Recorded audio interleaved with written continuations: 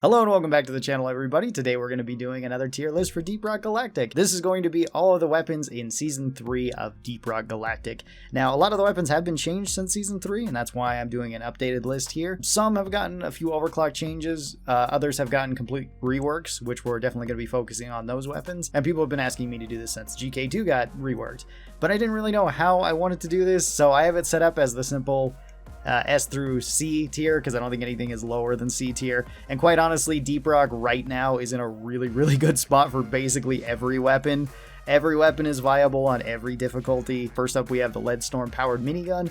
Minigun is your starting weapon, and it is a really good weapon.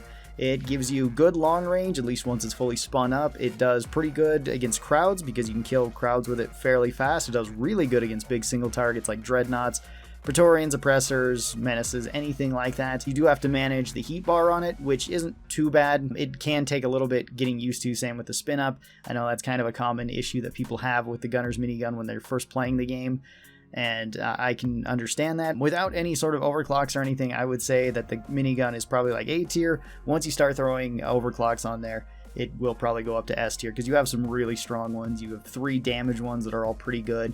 You've got a little more oomph, which lets you have a really fast spin up and more damage. You've got Burning Hell, which is a fantastic overclock. It lets you have basically a close range flamethrower on the end of your minigun. You also have Lead Storm, which just lets you shred through big enemies. It does kind of limit your movement, but you can get around that.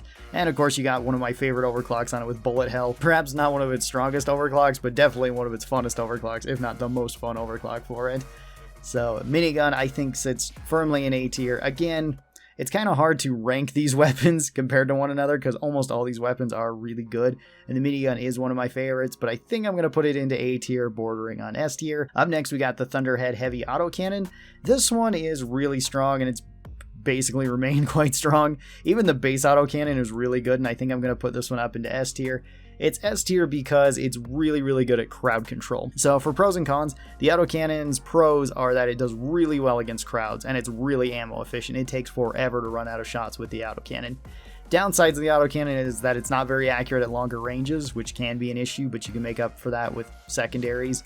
It doesn't do the most damage to certain single targets. It doesn't do great against bots. It doesn't do great against dreadnoughts compared to some of your other options for primary weapons. Close to medium range, the autocannon is really strong, and it's really good at horde clear. And the most common things that you're going to be fighting throughout the game is generally grunts. Grunts are usually big swarms of enemies, and big swarms of enemies are easy to take out with the autocannon, which is why I'd say it's S tier. Again, you want to pair this with something for long range, but basically all of Gunner's secondaries work at very long range, so you kind of have that covered already. When you start putting overclocks on the autocannon, it is really good. The autocannon would still definitely be an S tier with overclocks because it really doesn't have any bad overclocks. It doesn't even have any like moderately weak overclocks or anything like that, or even average overclocks. In my opinion, the worst overclock for the autocannon would be something like the extra ammo and reload speed overclock. That's a clean one, which still gives you extra ammo and extra reload speed. So if that's your worst option, it's still a really good option. Next up, we got the Hurricane, and the Hurricane is another really good weapon for a primary weapon. I'd probably put this one up into A tier as well.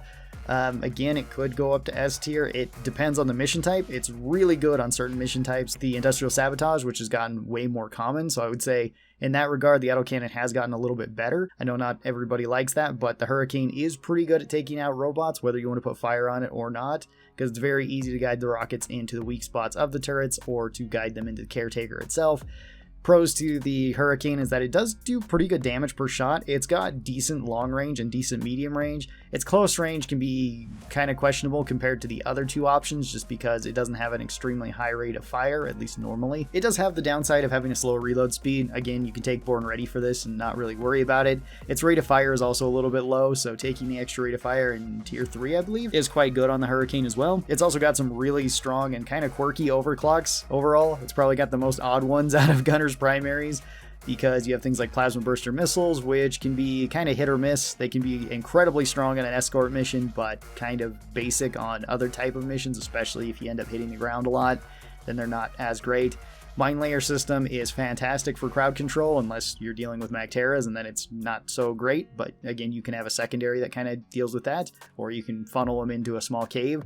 that could also work. And then you've got some great clean ones like fragmentation missiles, which gives you even more crowd control than you already have, or the overclocked feed mechanism as your clean, which just gives you a faster rate of fire and faster moving missiles. All of those are really great overclocks to it, and would probably also push it to S tier. Frankly, if I was including overclocks in this list strictly, most of the weapons would probably be A or S tier. That's just how it's going to be, because most weapons have really good overclocks. Most overclocks in the game are generally pretty good too. For secondaries, we've got the Bulldog Heavy Revolver. The Bulldog Heavy Revolver I'm going to put right up into S tier, because even without anything on it, you don't need any mods on it whatsoever. It can still one-shot quite a few enemies on Hazard 4 and 5. That's really nice. It can one-shot Acid Spitters if you hit them in the head. It can one-shot Web Spitters if you hit them in the body, I believe. It can one-shot Slashers if you hit them in the head, or regular Grunts if you hit them in the head. It has pretty great long-range capabilities overall, and you do have pretty good accuracy. It even has decent burst damage towards large enemies at closer range. Downsides to the revolver, though, is that it doesn't shoot incredibly fast, and it does kind of run into ammo issues unless you're running extra ammo on it, because you can run through ammo with the revolver very fast. Even so, it deals with most of the worst things in the game very easily, even up to the higher difficulties, again, without any mods. Once you start throwing mods on there, it can do even better, because you can take ammo, you can take extra weak spot damage, you can take regular base damage if you want, faster reload speeds, you can have neurotoxin on it, which is nice. And then once you start getting into overclocks, it does have some really strong overclocks too. It has, frankly, some of the strongest overclocks for a secondary weapon in the game, with magic bullets giving you tons of crowd control, elephant rounds if you want high single target damage and you want basically a pocket sniper rifle. You can take volatile bullets and then one-shot basically anything. You can, I think, 3-shot a detonator once it's on fire with that, which is pretty crazy. Up next, we have the burst pistol. The burst pistol is also a really strong weapon. I would put the burst pistol, I think I'd put the burst pistol into B tier, maybe? Honestly, regular burst pistol without any sort of anything on it is still good. It's still what I would consider above average in most games. I am one of the people who really doesn't like burst fire guns in most games. I find them to be rather annoying, but the burst pistol I don't have any problems with. I actually really like it. It does do good damage, it has good range, and it has good modifications that you can put on it, where you can have blow-through rounds and do pretty well against crowds. You can just take a whole bunch of extra ammo and then spray this out at longer ranges. It's really good for picking off things like Mactera or leeches or anything at a distance, really. It might be an A tier gun. It's honestly pretty good overall. I do really like it. And once you start throwing overclocks on it, then it does feel potentially even better. A lot of its overclocks are kind of basic, which isn't necessarily a bad thing, because like the minigun has a lot of basic overclocks too. It has some that aren't super impactful, but you're not really going to hate using them. Most of the cleans and balanced ones are pretty good. Unstables get kind of weird. Electro Mindlets can be pretty nice for crowd control, but it does function a little bit strange, and you may not need it with Gunner, because a lot of your primary weapons do really well at crowd control. Lead Spray is one of the best overclocks for it. It does significantly hamper your range, but it gives you tons of burst damage, and it's really strong on Dreadnought missions. And then we have the Coil Gun. The Coil Gun I'd probably also put into A tier. The Coil Gun's really good. It does really high damage. You can punch through walls with it, which is super nice. You can punch through multiple enemies with it, which is really good. It does have some downsides to it. One is that it does kind of have a slow reload, and you do have to reload after every single shot, so it's not super quick for killing things.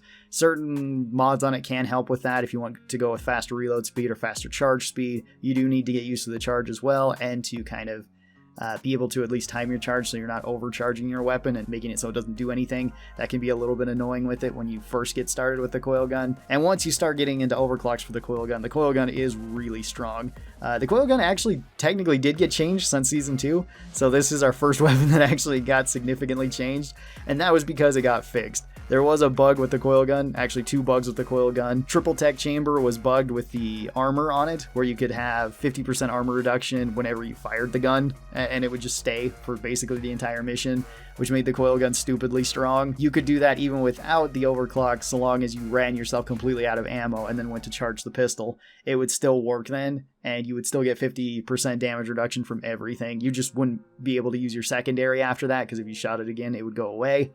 But even being just limited to your primary weapon, but having 50% damage reduction made it incredibly strong and made it really, really dumb. It also, I guess, technically got nerfed a little bit since Season 2, because in Season 2, Hellfire got nerfed to where it no longer lingered as long as it did. So it still built up fire really fast, but only lingered for 3 seconds rather than 5 seconds. Hellfire's still really strong against robots. Mole is really strong against everything. So that does Gunner. Up next, we have Driller, and first up, we have the Flamethrower. The Flamethrower is really good. The Flamethrower is quite strong. It is a little bit basic. Did technically get nerfed, though, since this season, because in Season 2, robots were far more common. Robots were really weak to fire, and they have been buffed a little bit from the fire, so they're still pretty susceptible to it. I'm just going to put the Flamethrower into S tier. It's still really good for just the damage that it does. It does good damage. You basically never run out of ammo with it. It doesn't have too many downsides out of the obvious ones that you would think. It doesn't have the longest range unless you're counting overclocks, and then it can have pretty long range. And it doesn't reload incredibly fast. There's also no real way to reload cancel the Flamethrower. It just kind of has its own reload unless you want to run Born Ready with it. For overclocks, Flamethrower is probably the most straightforward weapon when it comes to overclocks, where everything is just more Flamethrower. If you like sticky flames, here's sticky fuel. If you like more single target damage, here's Face Melter. The only other place that the Flamethrower kind of struggles at besides range would be against Dreadnoughts. Face Melter does help with that. That's actually a pretty good overclock if you really love taking the Flamethrower and you just want to take it for every mission. Without that, though, it does kind of struggle against Dreadnoughts because you can't light them on fire and they have natural fire resist to it. Cryo Cannon actually got a little bit better with the patch since robots are no longer as big a factor, which the Cryo Cannon didn't do incredibly well against robots. It didn't do incredibly poorly, though. It killed turrets just fine. It's just mostly the other robots that could kind of give it issues. And of course, it still pairs really well with the drills, or just with melee in general, because if something's frozen, it can't fight back. I would probably put the Cryo Cannon on the lower end of S tier, maybe into A tier. It is pretty good. It does have some of the same issues that the Flamethrower does, although it has a lot of the same strengths as the Flamethrower too. With this one, though, you can overheat it, so that becomes another potential weakness, although that's not something to worry about too much. Usually I don't find myself overheating the Cryo Cannon that much, or depressurizing it, however you want to say this. Cryo Cannon does extremely well against crowds, just like the Flamethrower. It's very ammo efficient, just like the Flamethrower. You can trigger thermal shock status effects with it, which can be pretty useful if you like running like the Wave Cooker with this. It also can kill flying things a little bit easier than the Flamethrower, because if you freeze something, then it's just dead when it's flying. Things did get kind of buffed, at least the breeders got buffed from cold though, so they don't get frozen as fast as they otherwise would, but you shouldn't worry about that too much with the Cryo Cannon. You'll still freeze them pretty fast. One place that the Cryo Cannon does differ from the Flamethrower quite a bit, though, is once it gets to overclocks, because the Cryo Cannon takes a very different approach to overclocks than the Flamethrower, where the Flamethrower is basically everything plus on top of the Flamethrower. The Cryo Cannon really switches up the playstyle with a few exceptions. Something like Tune Cooler or like the Clean Overclock are just general bonuses to the weapon, which is really nice. But then you get really odd ones where you get like Ice Storm that lets you have basically Face Melter on the Cryo Cannon, but you can overheat it quicker. You can have Snowball, which can do really well against crowds and do really well against Mactera Plague. And then you also have things like Ice Spear that lets you have really high single target damage, at least for one burst of it. So once you include overclocks, I think the Cryo Cannon honestly kind of just stays where it is because they're so varied. Then we've got the Corrosive Sludge Pump, which again, I think I might just put the Sludge Pump. Honestly, the Sludge Pump is more difficult to use than the Flamethrower or the Cryo Cannon. So I think I'm going to put it on the high end of A tier, but once you do include overclocks with it, it's easily S tier, potentially better than both the Flamethrower and the Cryo Cannon at certain jobs. It is a really interesting weapon, and it's a really strong weapon overall, because the Sludge does corrosive damage, which can eat away armor. That's really nice. It has natural armor breaking already on it. The Sludge Pump did get buffed a while ago, as well as its overclocks did too, which is really nice. It does really well against crowds, just like all of Driller's weapons. It does the best single target damage, I would say, out of these weapons, at least without overclocks, especially to Dreadnoughts, because you don't even need to hit the weak spots of them. Once you start including overclocks, though, it has some of the best overclocks out of Driller's weapons, in my opinion. Sludge Blast got buffed, and it's much better now. It does really good single target damage. Goo Bomber's pretty fun. But then its two balanced overclocks really shine. Volatile Impact Mixture is insanely strong. It does so much damage per second. And Disperser Compound lets you have so much crowd control. You can also light the Sludge on fire to have even more DPS, which is really nice. Then we move on to the secondaries, and first up we got the Sabata, which a lot of people say is probably the worst weapon in Deep Rock at the moment, and they're probably right. I'm going to put this into C tier, but being the worst weapon in a very balanced game is not particularly a bad thing. And once you start throwing overclocks on the Sabata, it does get really good. It has explosive reload, which is one of the strongest overclocks, just for a secondary for Driller. One of the major issues that I think could be fixed really easy with the Sabata is just make it so you could hold down the trigger and just keep firing it. Maybe even have a slightly reduced rate of fire, and I think people would love it then, because right now you pretty much have to spam click the Sabata against everything, and for some people that's just not something that's fun for them. It did get changed though. It has one new tier 5, to where now it has acid rounds, so it can also do corrosive damage, which does make it very unique. And basically that's always what I take whenever I'm taking this with the Sludge Pump or with the Cryo Cannon. If I'm taking this with the Flamethrower though, then it's got the volatile bullets, which just make it so you do more damage when something's on fire and make the fire last longer. So that just makes a whole lot more sense to take with the Flamethrower. Outside of that though, once you get to overclocks, it does get really good. Explosive reload is fantastic. It clears up big things really quick. You can also have automatic fire, which you can just hold down the trigger then and have a submachine gun. And then the rest of the overclocks are pretty decent too. I kind of wish that its clean ones got reworked, because its clean ones are kind of basic and not the best, but it's okay. Then we've got the EPC, and the EPC I don't really know where to put it, because the EPC did get changed. It's still really good for certain jobs.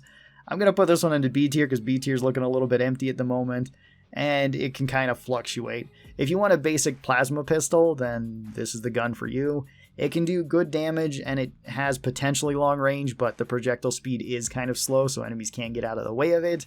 It has some very odd mechanics going along with it too, some of which got changed. It has a plasma splash feature now, which is really not that great, and I wouldn't really recommend it, because it basically just gives you more AoE damage, but you already have 3 really strong primaries for AoE. Its other options are much better. If you want fire on it, you can clear up turrets, or you can light your sludge on fire very easily with that, or you can make a thermal shock build with the Cryo Cannon. Those are all pretty good options, and of course it has the thin containment field, so you can EPC mine with this, which is a tricky thing to do when you're first playing the game, and it can honestly be pretty tricky, especially if you move around overclocks as frequently as I do. And once you start throwing overclocks on it, it can be really good, because most of its overclocks are really strong. Some of them are very quirky to get used to, like Heat Pipe. Heat Pipe is a very odd one, but did get buffed thanks to the new fire. Persistent Plasma is a pretty straightforward one. Heavy Hitter is a very straightforward one if you want a regular plasma pistol. So when adding those, it definitely bumps it up a bit more, just like basically all the weapons here. Then we've got the Wave Cooker, which I'm going to put the Wave Cooker also into C tier, just because the Wave Cooker by itself is not a particularly strong weapon when you compare it to the other secondary weapons. It does okay damage. It has infinite range, which is great, because as long as you can see something, you can hit it. Now, where the Wave Cooker really shines, though, is in combination with any of your primary weapons, mostly with these two. These two it really shines with, and it can be really strong, because it can trigger the thermal shock status effect very easily and get you a lot of damage per second. Wave Cooker actually got changed, too, because it used to be able to trigger this very often, sometimes a little bit too often, where you could just kill an oppressor in like a few seconds, because it would just trigger the thermal shock status effect back and forth really quick and do massive damage. And that's the main thing that it's really good at. It's also really good at clearing up swarmers or clearing up jellyfish. It can clear them up at any range.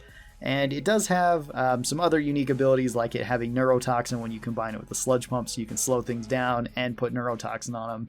And it does have some really cool overclocks too, like Blistering Necrosis, which can add new weak spots to enemies, or the Radiation Overclock, where you can put radiation on enemies that lingers for a long period of time and actually does a pretty good amount of damage per second. Alright, moving on to Scout builds. And Scout got changed quite a bit. The GK2 got a complete overhaul, it got buffed overall, it got better base stats, and its overclocks got changed for the better. Right now, I would say the GK2 is an easy A tier.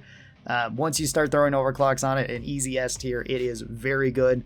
It works as a basic assault rifle that kind of does every job. It can kill regular enemies pretty quick. It can kill big enemies quite fast. You can now build it for just kind of general purpose, to where you can use it at very long range, or you can build it for all rate of fire and all DPS, so you can do a lot of damage per second against single targets. And then overclocks basically also got this complete overhaul of being even better. AI stability engine is insane right now. Bullets of Mercy is really strong. Overclocked firing mechanism is strong, just because the base gun got stronger. Basically all of its overclocks are really good right now too. Even something like Homebrew, which I don't really care to use all that much, is still pretty good on it.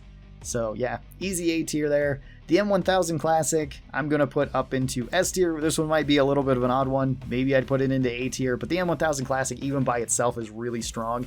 It does 55 damage, so you can one-shot, headshot grunts on any difficulty with it. That's really nice.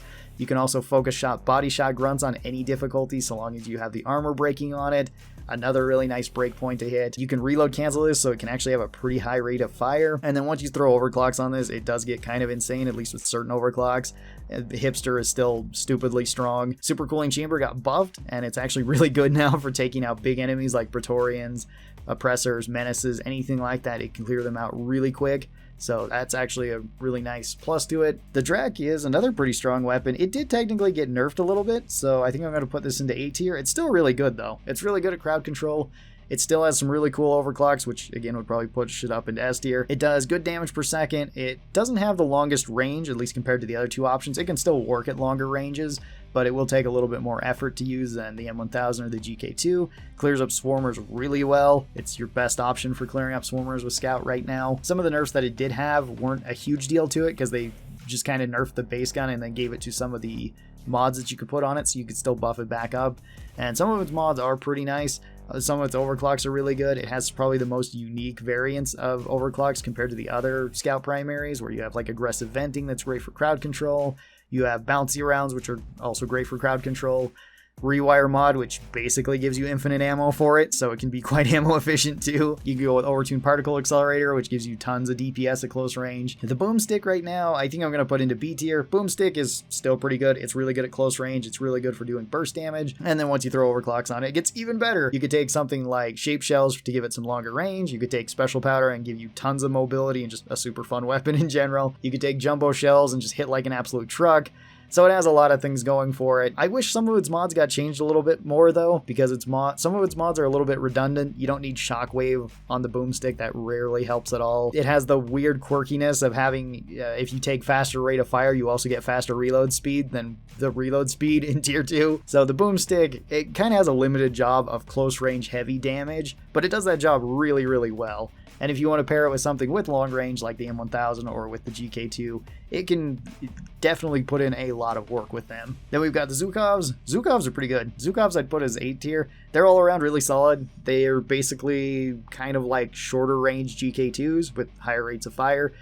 They do good damage per second. You can build them quite a few different ways. They're not way great at longer range, but that's okay. They can clear up crowds pretty easily, and they did get some changes, mostly with gas recycling getting buffed overall. That was already one of my favorite overclocks, and it got even better.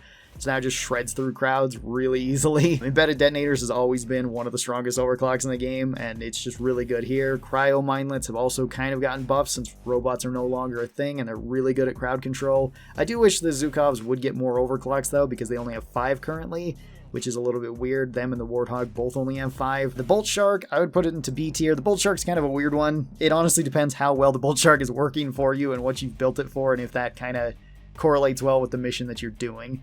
Electric bolts on the Bolt Shark are fantastic for elimination missions. They can be used to set up electric grids. You can slow down big enemies. The other 2 bolts can be really good for crowd control. The crossbow itself is really good at long range and for taking out high value targets or for dealing high damage. It also has a really high chance of stunning, and it has some of the best, and it has some really good overclocks too. Fire and ice bolts are really good. Trifork Volley hits like an absolute truck.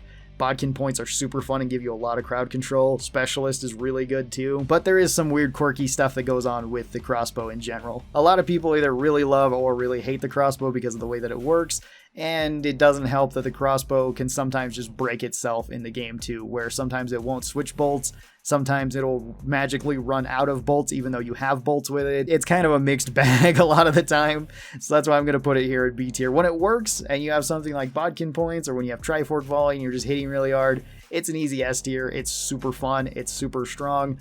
But when you get all of the quirks with it where it just doesn't want to work, you are finding that those special bolts aren't working for you or sometimes just disappear for no reason, it can feel pretty bad then. Then we move on to Inji weapons, and Inji didn't really get very many changes in Season 3. They got like the least amount of changes in Season 3, basically just getting another really good grenade, and all of their weapons were already pretty good against things like bots. But there's less bots, but that's okay because they were already really good against basically everything else too. The Warthog Auto Shotgun, I'm going to put into B tier. It does have limited range, and that's the main reason why I put it into B tier. Its range isn't that great, as you kind of expect from a shotgun. But when you do get into those close to medium ranges, it can work really well. And with overclocks, it can do also extremely well. Cycle Overload lets you do tons of DPS. Magnetic Pellet Alignment gives you longer range. Mini shells can be really strong on certain mission types.